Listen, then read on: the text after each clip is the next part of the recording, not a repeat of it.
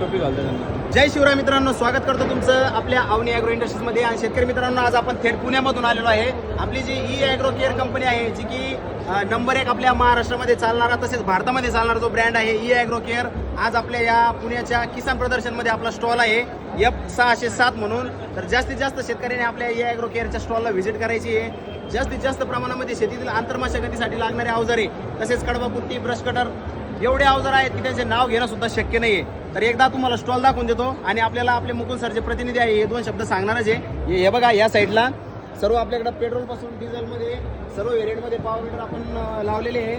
त्यानंतर या साईडनी चाफ कटर, ग्रेडिंग मशीन बघू शकता तुम्ही, आपलं पॉवर रिपर आणि तसेच जे आपले इंटर कल्टिवेटर म्हणतो आपण, छोटे छोटे जे की आपले मनुष्यचलित अवजारे आहेत। तर हे मनुष्यचलित अवजारेचा आपण पूर्ण स्टॉक इथं उपलब्ध केलेला आहे। तर महाराष्ट्रभरातून शेतकऱ्यांना विनंती करतो की त्यांनी जास्तीत जास्त संख्येने आपल्या या प्रदर्शनाला यायचं आहे आणि आपल्या ई ॲग्रो केअरच्या स्टॉलला व्हिजिट करायची शेतकरी मित्रांनो।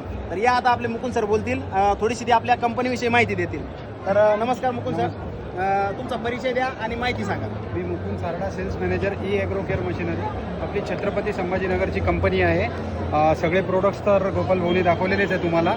तर इथं प्रदर्शनासाठी सर्व उपलब्ध आहे। तसेच सगळ्याचे प्रोडक्टचे 90% प्रोडक्टचे टेस्ट रिपोर्ट असल्या कारणाने तुम्ही सबसिडीमध्ये खरेदी करू शकता।